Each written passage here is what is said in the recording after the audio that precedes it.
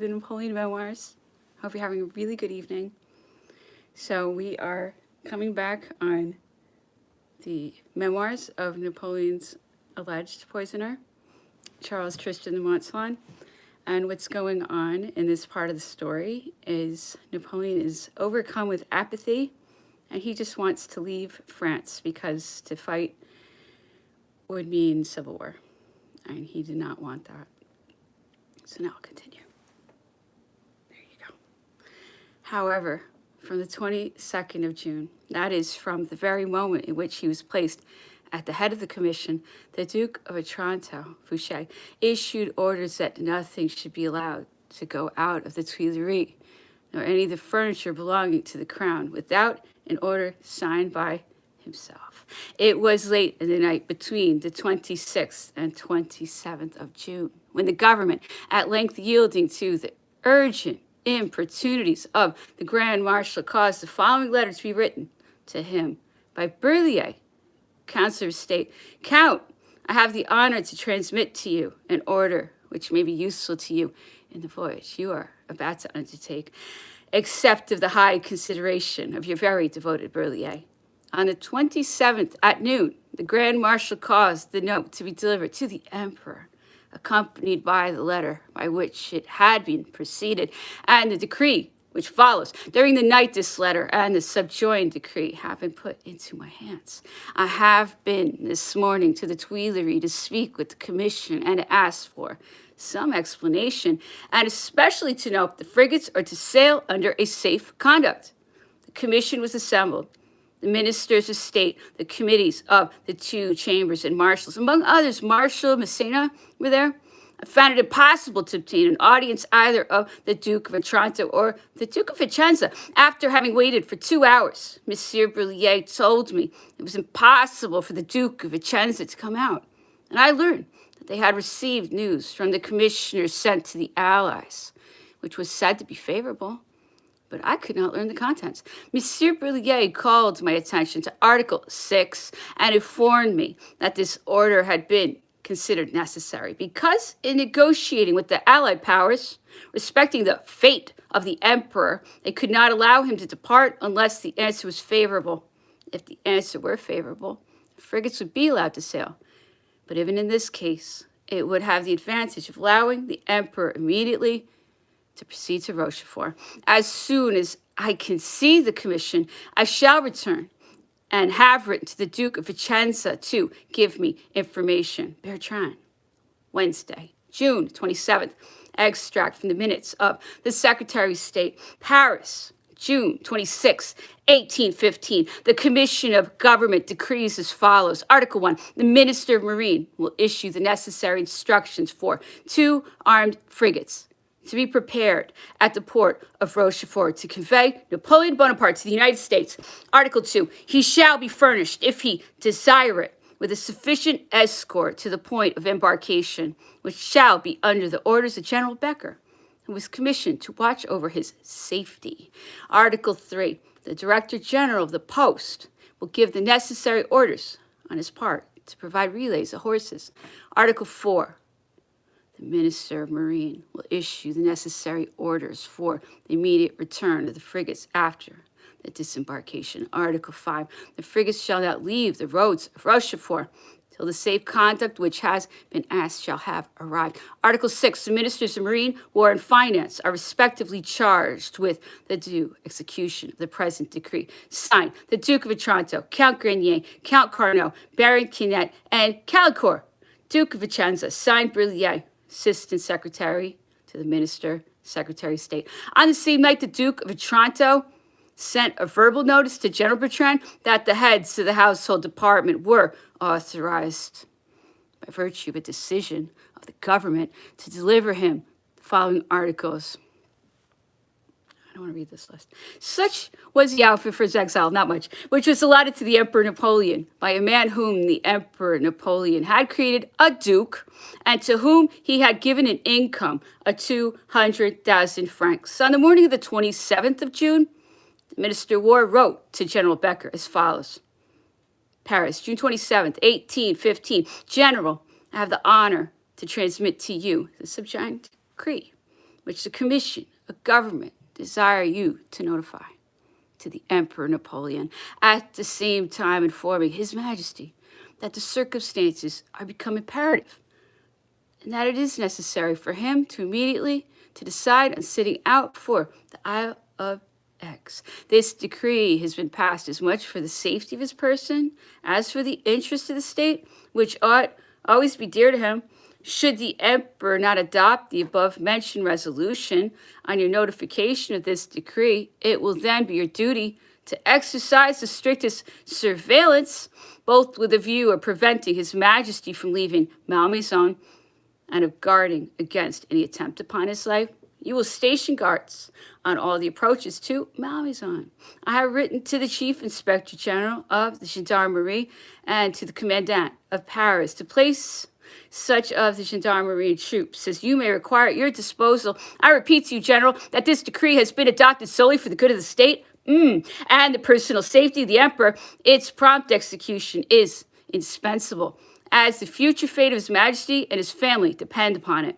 It is necessary to say to you, General, that all your measures should be taken with greatest possible secrecy. Prince of Accumule, Marshal, Minister of War.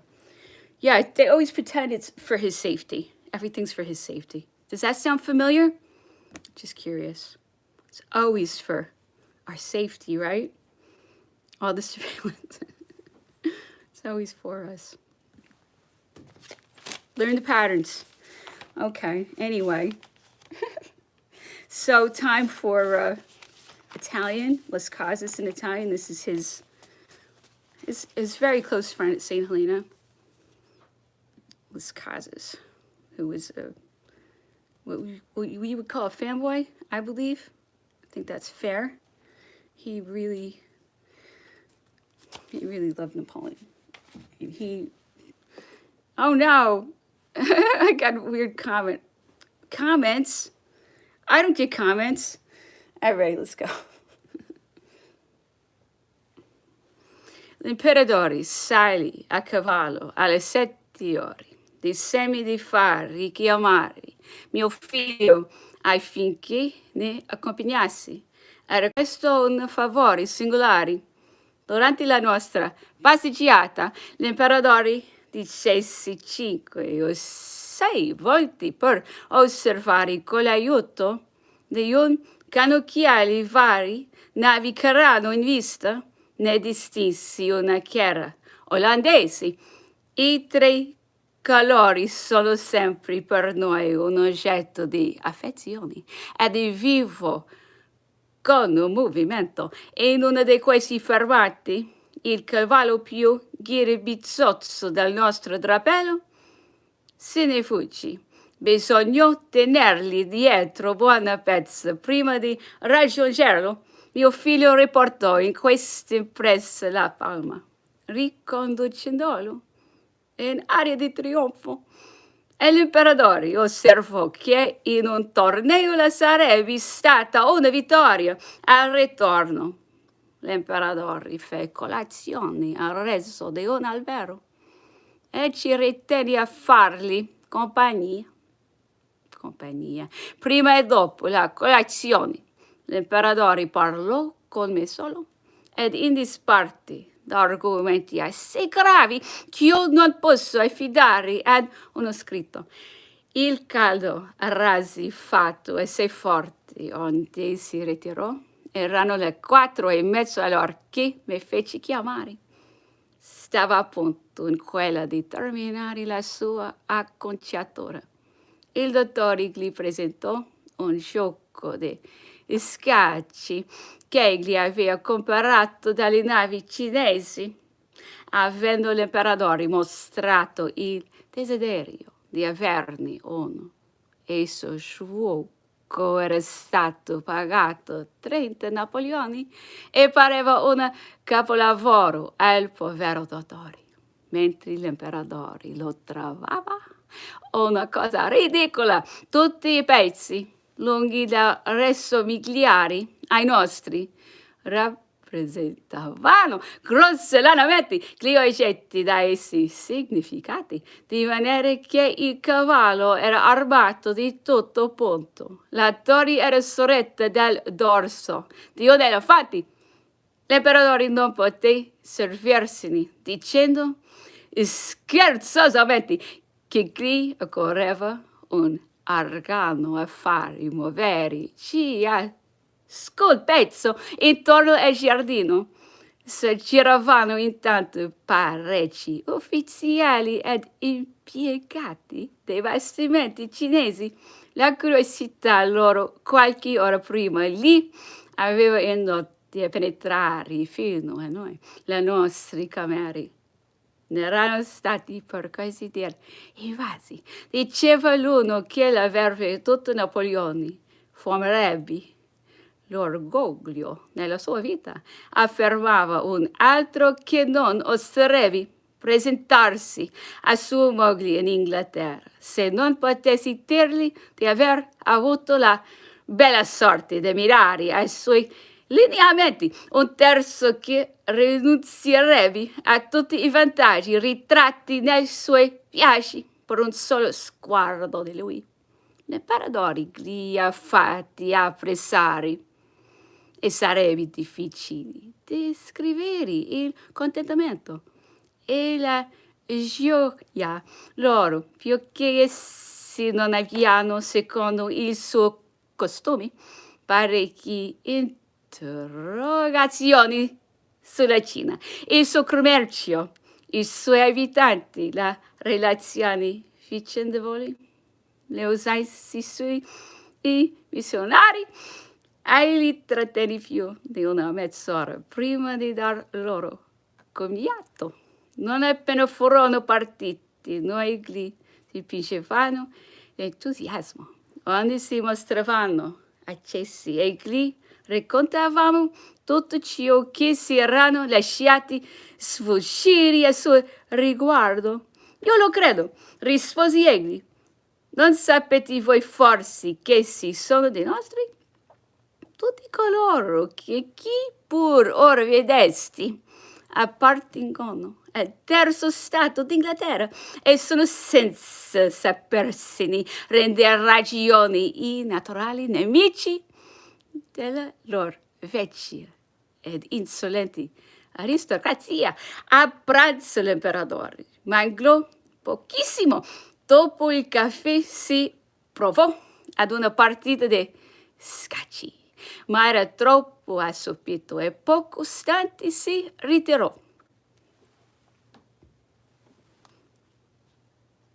All right. Okay, so we're gonna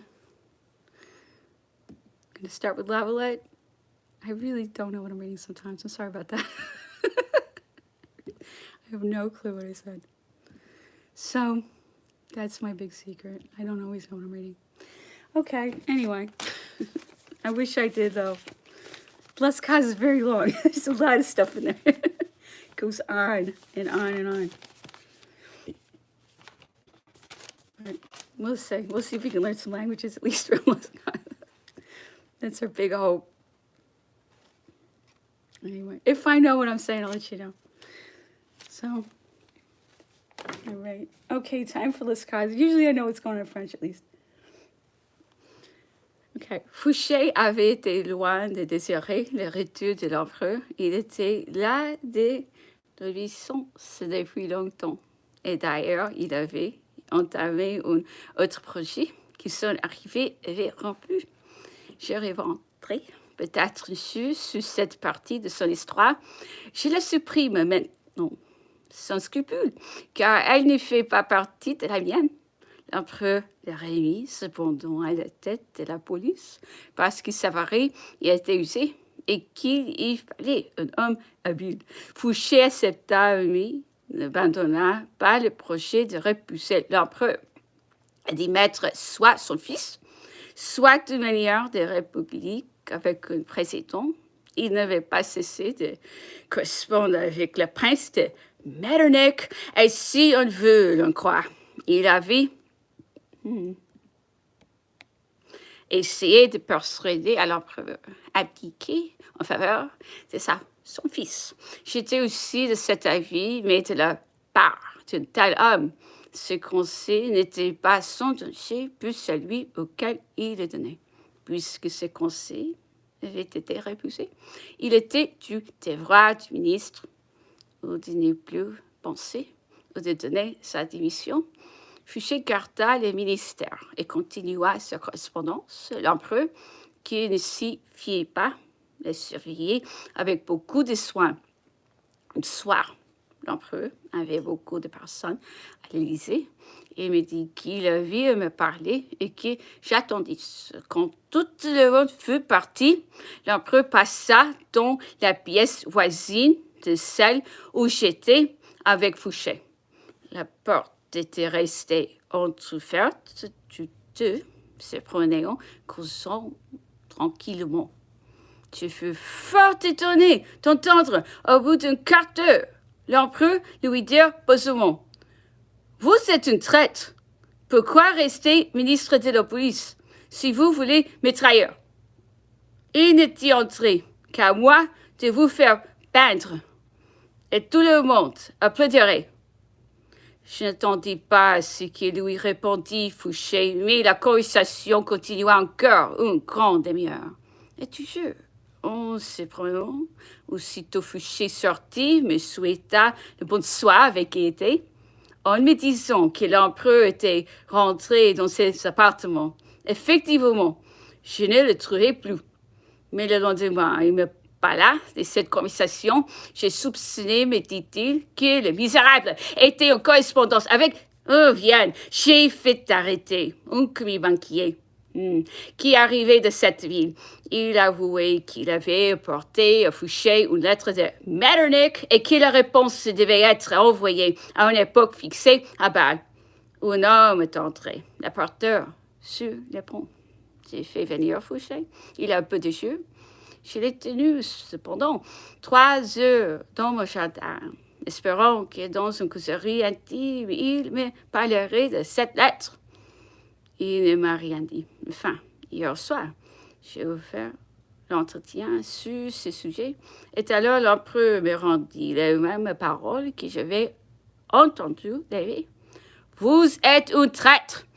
Il m'avoua effectivement, continua l'empereur, qu'il avait reçu cette lettre, mais qu'elle n'était pas signée et qu'il ne la regardait que comme une mystification. Et il me l'a montrée. Oh, cette lettre était évidemment une réponse dans laquelle on lui déclarait de nouveau qu'on ne voulait plus entendre parler de l'empereur, mais que, lui, on se garderait sur tout le reste. Et je m'attendais que l'empereur terminerait ce récit par une expression de colère contre Fouché. Cependant, l'entretien se tourna sur notre objet. Et il ne fut plus question. 2 jours après, j'allais chez Fouché pour réclamer le retour à Paris d'un officier des mousquetaires que devait exiler loin de sa famille. Je l'ai trouvé à déjeuner et je me plaçais à côté de lui. Il était en famille, mais en face de lui était un étranger. Vous voyez bien cet homme, me dit-il, en me désignant l'étranger avec sa cuillère.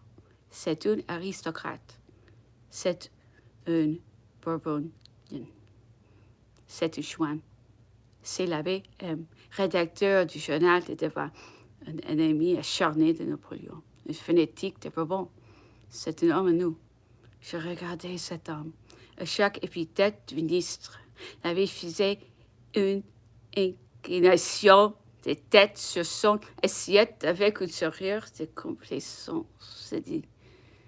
Il a arrêté et les yeux de travers.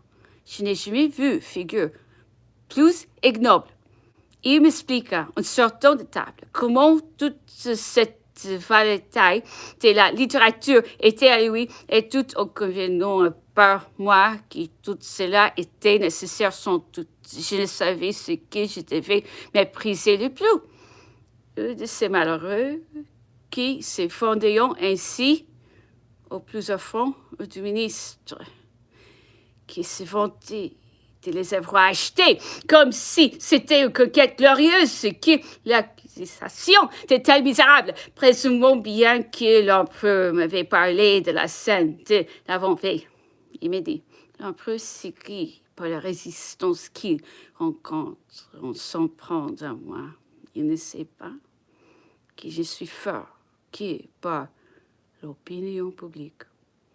Demain, je pourrais faire peindre devant ma porte 20 personnes, ce que l'opinion réprouve, et je ne pourrais faire mettre en prison pendant 24 heures une seule personne que l'opinion favorise. Je ne suis jamais pressée de parler. J'ai gardé le silence, mais j'ai réfléchi aux mots de l'empereur sous-fiché, et j'ai trouvé singulier le rapprochement de ces deux propos. Le maître pouvait faire peindre son ministre aux acclamations publiques et celui-ci faire peindre. Qui sais-je? Jusqu'au maître? Peut-être avec le même succès? Quelle situation bizarre! Et je crois que l'un et l'autre avions raison dans l'opinion publique. C'est juste la gare de Fouché s'était égarée sur le compte de l'empereur. So Napoleon had this chief of police named Fouché. For some reason, Napoleon kept putting him in charge of the police, and he was always betraying him. So Napoleon confronted Fouché about his treason, and then Lavalette saying that Fouché left very happy because he knew he was going to win, basically. And it closes with saying that everything hinges on public opinion. These people can't do anything without public opinion on their side. People need to understand that. Public opinion is far more powerful than bribes. So people don't know the power that they have.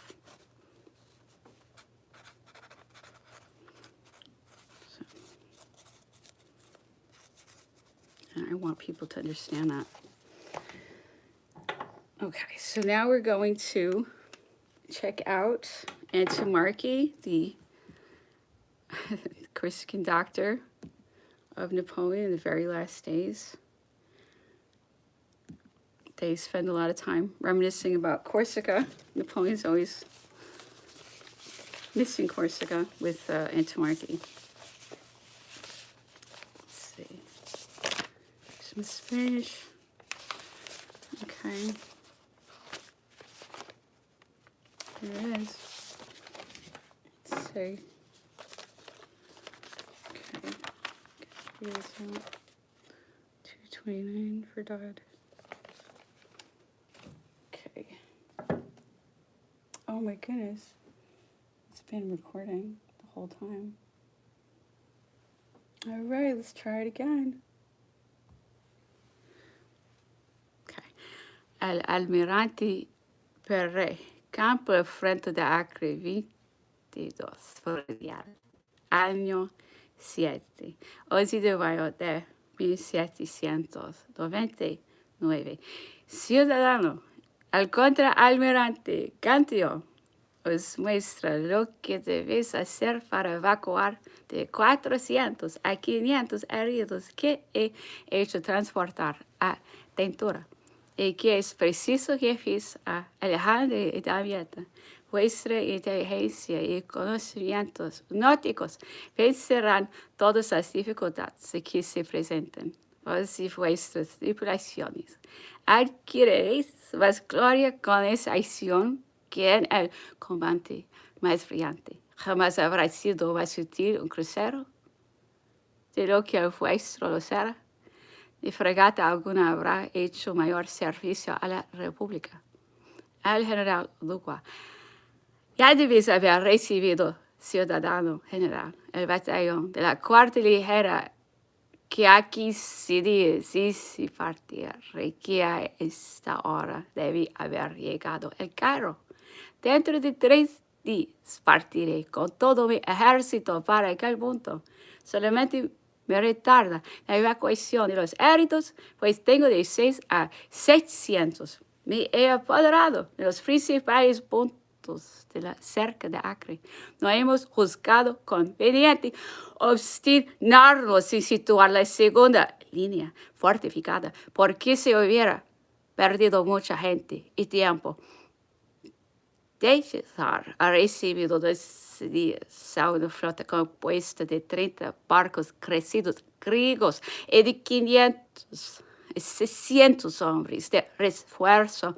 Esta expedición iba destinada para Alejandro, pero le ha cogido 2 de dichos buques, en los cuales estaban los artilleros y minadores con varias piezas de artillería. Tomad disposiciones para que la navegación de la meta se haga con seguridad y que los heridos puedan continuar sin detención hacia los hospitales del Cairo. El ayudante general Almeras.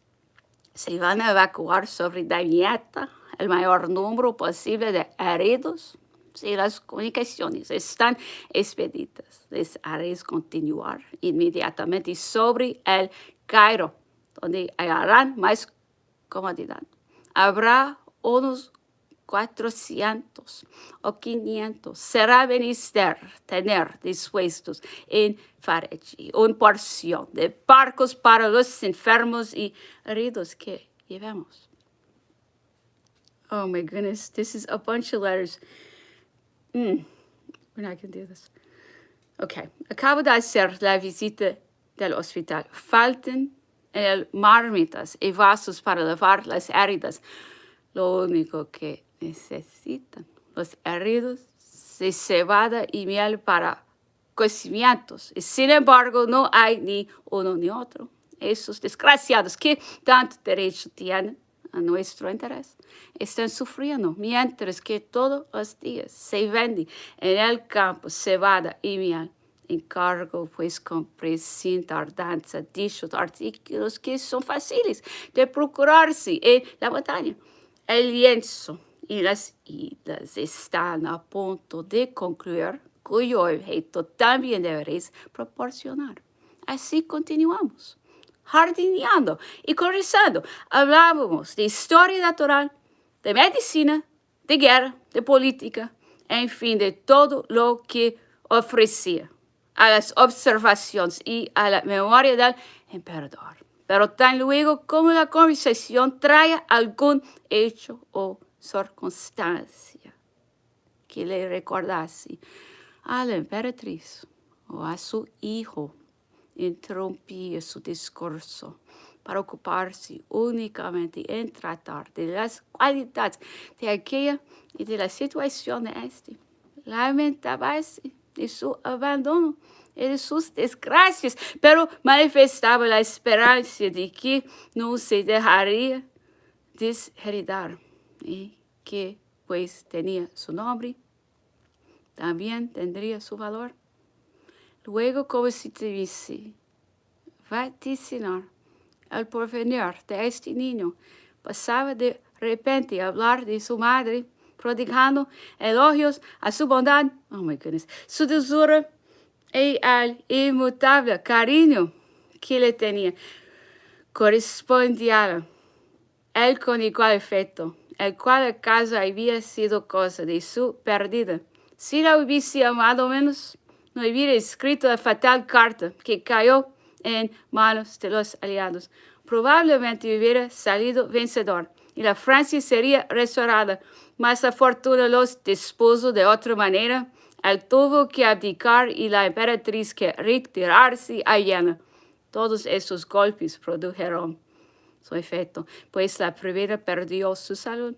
Los médicos la aconsejaron tomarse las aguas de Aix. María Luisa, acompañada de Madame Brignoles, Corissar y Isabel, se trasladó a las aguas y a poco después llegó Talma.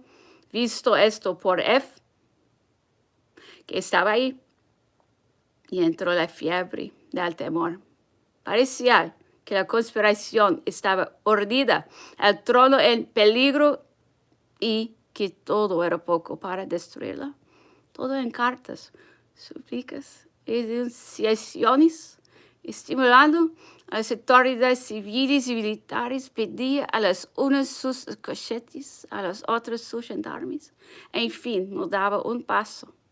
La emperatriz, que no fuese para él un motivo de angustia. Sin embargo, ella vivía con la mayor sencillez, se paseaba, se mezclaba con el pueblo, sin ocuparse más que con el país y sus puntos de vista, por los cuales trataba con su natural agilidad, pero al mismo tiempo escuchaba algunos versos que le recordaban lo que habíamos hecho. Amaba siempre a su esposo, oh my goodness, y adoraba a su hijo, y esto daba inquietudes a F y al duque de C.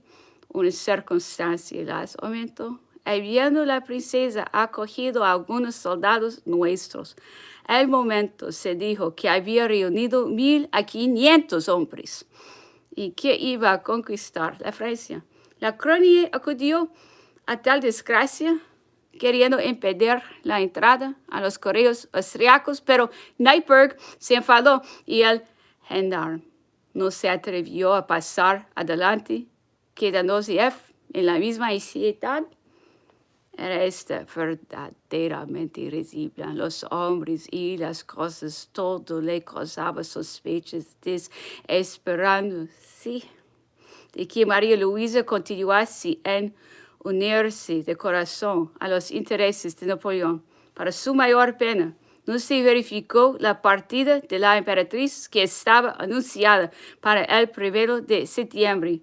Este inesperado retardo faltó poco para volverle la cabeza. Ya no soñaba sino desastres, fugas, insurrecciones. El pobre, acusado por todas partes por el miedo, tuvo que ceder a un sentimiento que hasta entonces nunca había conocido. Verdad es que tenía sus motivos y que había envejecido, mas las circunstancias les habían restituido la actividad de su juventud, hacía reconocer la Italia, queriendo unir la nación a su soberano legítimo para conseguir tan gran resultado. Imaginó que en un mismo día y en una hora misma se llevase toda la Francia, tropas y pueblo a los templos para proclamar su reconocimiento.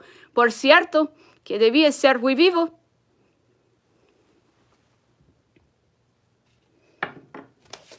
You know, as I mentioned yesterday, they put a very seductive man on Marie-Louise so she wouldn't go back to Napoleon. And he had this incredible, almost like he had a spell over her. I mean, it really was like that. And Napoleon is saying here that she really was a good person and she loved him. I don't really know if he believes that, to be honest with you. Because, I mean, we just saw that he knew everything she was doing. But he's basically trying to put it on Neipperg, the man who seduced her. And, you know, we have to go through all the books to find out what really happened.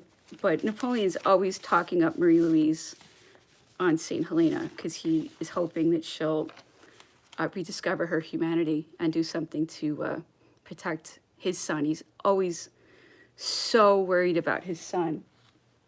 And he thinks if he reminds her that he is a good person and that their son is worth doing something for. But, I mean, the son was just a trick. That's the tragic part of all this. They figured if Napoleon had a child with someone that he would be very influenced by her. And that is exactly what happened. So children are used by these individuals to manipulate people. It's really sad. People need to be aware of it. You know, I had people banging pots outside my house for 2 months while I was doing these memoirs. At the same time I was doing, and they had children out front, and they were doing it all hiding behind children. And then when I kept bringing up 9/11, they ran off from their house. So these people obviously were people who did 9/11 in my own neighborhood harassing me from behind children. It's very important to understand, like Stoneman Douglas, they love to use children. I can't believe, like, it's, if you put this in a movie, you wouldn't believe it. And this is reality. And anyone who pays attention knows it. Anyone. It's so sad. Okay, facing. I have some things to say. Anyway, okay, als der Obergeneral der Franzosen gegen 2 bis 5 Uhr nachmittags dessen Schlaglinie beobachtete, fand sie furchtbar. Sie wird immer noch 40.000 streitbare Soldaten hat.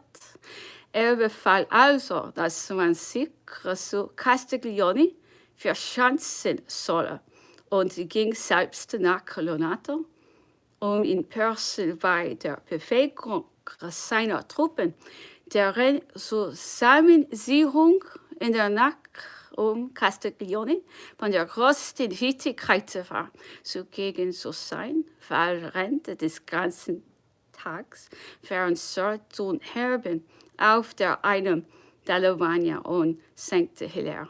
Auf der anderen Seite in Verfolgung der 3 feindlichen Divisionen des rechten Flügels und der welche am Schlachttag bei Lonata vom Zentrum abgeschnitten fortfahren marschierte, hatten sie ohne Unterlass verfolgt und bei jedem Schritt die Gefangene gemacht.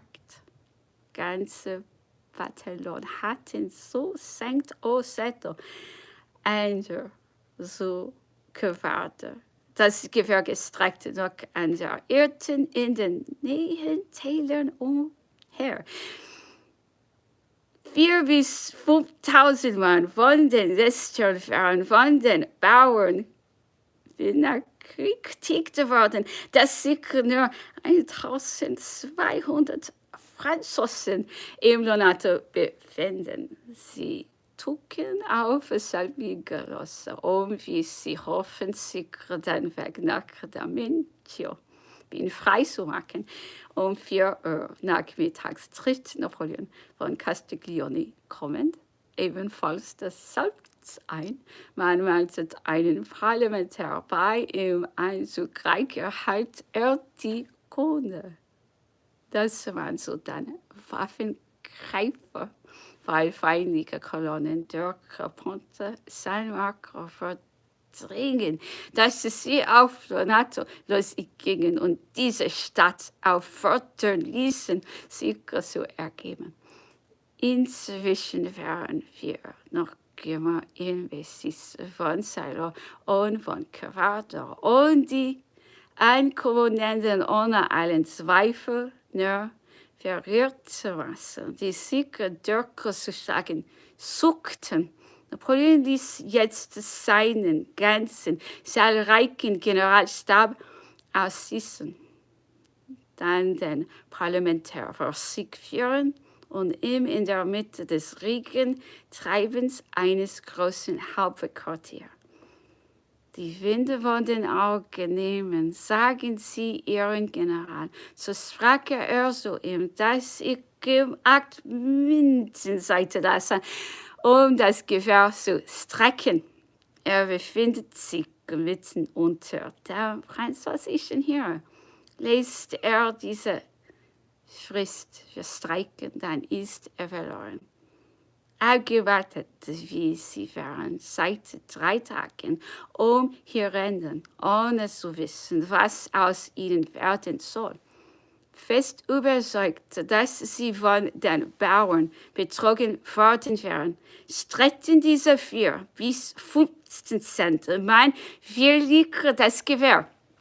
Dieser einzige Zug ist hinreichend, einen Begriff von der Unordnung zu geben, die bei diesen österreichischen Divisionen herrscht, welche nach ihren Verlust Weissalo, Lonato und Cavado nach allen Richtungen hin verfolgt worden und nun so sehr zusammengeschmolzen wären, der übrigen Teil des Tages von Fürsten und die ganze Nacht verwendet, die sämtlichen Kolonnen wieder zu vereinigen und sie bei Castiglione zusammen zu sichern. Schlacht bei Castiglione am 5. August.